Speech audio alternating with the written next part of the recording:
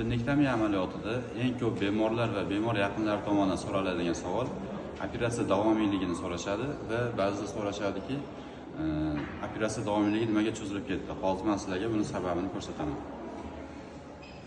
Avvalo, chirurglarimiz o'ng yonbosh sohasidan kesma qilib oladi. E'tibor bersalar, appendektomiyadan keyin shu sohada chandiq qoladi. Endi qavat-maqvat ko'ramiz. Nimalar bor? Qavat-maqvat ko'rganimizda birinchi kesiladi teri. Teri osti yoq qavati, Thompson fatsiyasi, bu qalin parda bu.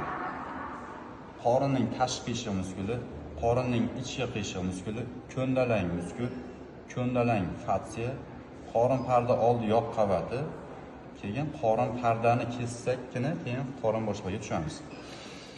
Xo'p, qorin bo'shlig'iga tushdik. Qorin bo'shlig'ida nimalarni ko'ramiz endi? Charvi olinadi.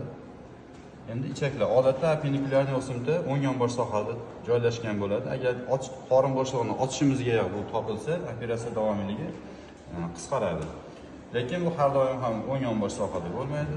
Odatdagidan tashqari holatlarda kindik sohasida, chanoq sohasida yoki ba'zi holatlarda, ko'proq homiladorlarda jigar osti sohasida, bundan tashqari o'ng yonbosh sohada ham bo'lishi mumkin, o'ng tarafda ham bo'lishi mumkin. Bunday holatlarda operatsiya davomiyligi cho'ziladi. Shuning uchun ham operatsiyaning davomiyligi shaxsiy tajribamizda 7 minutdan 4 soatgacha davom etgan.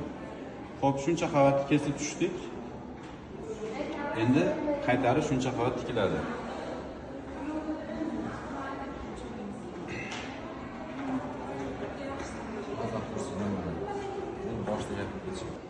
Appendektomiya qilingandan so'ng qorin devori butunligi tiklanadi. Bunda qanaqa tikiladi? Qorin parda birinchi tikiladi. Qorin parda oldi yoq qavati, ko'ndalang fatsiya, muskullarni umumiy hisoblaganimizda 4-qavat muskul qavatimiz bo'ldi, 5-bo'ldi Thompson fatsiyasi tikiladi, osti yoq qavati tikiladi, so'ng teri chiqib 7 qavatni qavat-maqvat tikiladi. Shu bilan operatsiya davomiyligi tugaydi.